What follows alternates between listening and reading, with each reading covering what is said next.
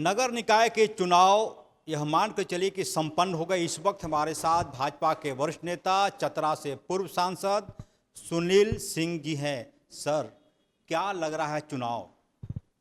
चुनाव में जो हमारे दल के अनुकूल या हम लोगों के करीबी और समर्थित प्रत्याशी हैं उनकी विजय सुनिश्चित है।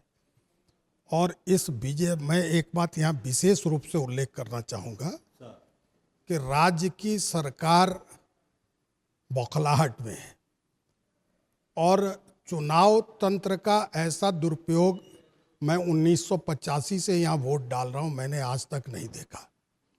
हम लोगों का बूथ आज तक अशोक नगर में जब 2 बूथ था तब से रहते आया था।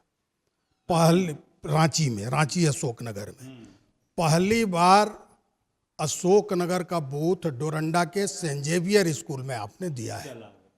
और जो मुझे जानकारी प्राप्त हुई है कि एचईसी का बूथ अशोक नगर में, यहाँ हरमू का लोगों के का बूथ पंडरा में।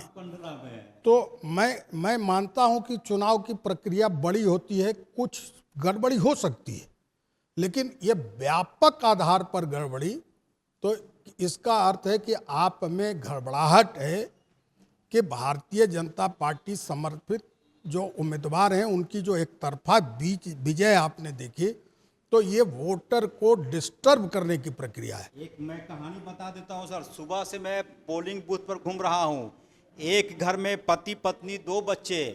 पति का बूथ हिनू चौक के पास, पत्नी का बूथ कोकर चला गया, बेटा का बूथ डोरंडा चला गया, बेटी जा रही है वोट डालने के लिए हरमू में। तो इसीलिए मैंने कहा कि गड़बड़ी एक तो हो सकती है। अगर इस तरह की गड़बड़ी हो तो ये सुनियोजित साजिश है। मैंने अपने नेताओं को और बाकी जो शुभचिंतक हैं और जो कानून के जानकार हैं उनको ये कहा है, अभी आग्रह भी किया है कि हमको ये विचार करना चाहिए कि क्या ये वोट के मौलिक अधिकार से लोगों को वंचित करने का साजिश तो नहीं है। तो ये साजिश है तो हमको ये देखना होगा कि इसकी कानूनी प्रक्रिया क्या हो सकती है और हमको इस मामले में कानून का सहारा लेना चाहिए, क्योंकि लोकतंत्र में अगर वोट सुगम और सरल तरीके से डालने की व्यवस्था ना हो, एक तो पहले ही आपने बैलेट किया और बाद में इस तरह से बूथों का लोकेशन चेंज किया है, तो इसके पीछे आपकी छुपी हुई मंशा जो है वो जाहिर हो रही है। लेकिन इन सारे गड़बड़ियों के बाद जीत हम लोगों की सुनिश्चित है। सर, उनको जो करना है या फिर कर रहे हैं, सवाल है कि आप लोग क्या करेंगे? इसीलिए हमने कहा है कि हम लोगों ने भी अब इसका कानूनी विकल्प तलाशने का प्रयास शुरू किया है।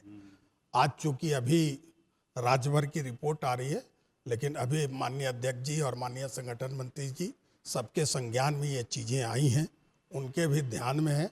तो मुझे लगता है कि जल्द से जल्द इस कानूनी प्रक्रिया को हम लोगों ने अपने लीगल सेल को माननीय अध्यक्ष जी ने अभी बुलाया भी है, तो छानबीन करके लेकिन हम लोग इसको करेंगे। सर, एक अंतिम सवाल, चतरा का क्या हाल है?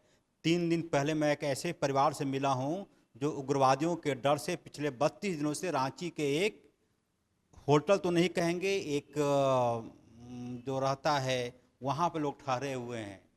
देखिए, ये तो राज्य सरकार के लॉ एंड ऑर्डर की विफलता है। जनप्रतिनिधि कोई भी हो, हम हो चाहे वर्तमान हो, हम अपनी बात सरकार तक पहुंचाते हैं, लेकिन सरकार कोई कार्रवाई नहीं करती है, तो ये दुखद है। और बहुत भारत सरकार के प्रयास से उग्रवाद की कमी आई है, लेकिन जो उग्रवाद से पीड़ित हैं उनको हमको हर तरह की सुरक्षा देनी चाहिए। और कानून व्यवस्था आप खुद ही देख रहे हैं पूरे राज्य में ध्वस्त है, तो इस पर निश्चित रूप से विचार करना चाहिए। और उग्रवाद से ऐसे जो भी पीड़ित परिवार हैं, ये सरकार का नैतिक कर्तव्य है राज्य सरकार से कि उनकी मदद करें, उनको सुरक्षा उपलब्ध कराएं और फिर वो अपने जीवन यापन के लिए आर्थिक गतिविधि कैसे कर सकते हैं इसमें भी सहायता करें। और मुझे लगता है कि चतरा में सरकार इसलिए भी गड़बड़ाई रहती है कि चतरा में हमारे माननीय लोकसभा के सदस्य भी भाजपा के हैं और दोनों विधायक भी एक भाजपा के एलाइज का है, तो इसलिए सरकार का टारगेट रहता है। वरना हमारे सभी जनप्रतिनिधि, हमारे माननीय सांसद और दोनों विधायक वहाँ अच्छा काम कर रहे हैं, लेकिन राज्य सरकार का सहयोग नहीं मिल रहा है। बहुत धन्यवाद। ये थे हमारे साथ चतरा से पूर्व सांसद भाजपा के वरिष्ठ नेता सुनील सिंह। उम्मीद की जानी चाहिए कि सुनील सिंह ने जो कुछ कहा है उस पर न सिर्फ भाजपा बल्कि राज्य सरकार भी ध्यान देगी। आप देख रहे थे सहयोगी उमेश के साथ। नमस्कार।